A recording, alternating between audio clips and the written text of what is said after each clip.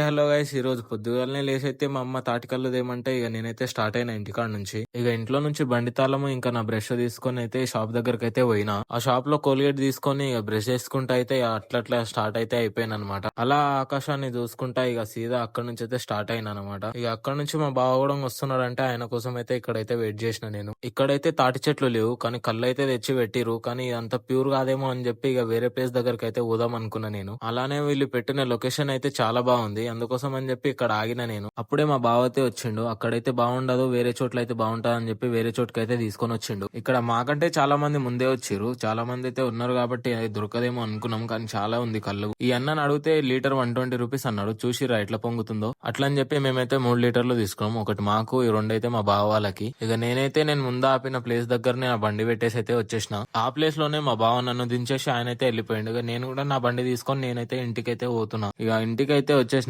సరే మరి ఉంటా, మంచి వీడియోలతో ఇంకొస్తా.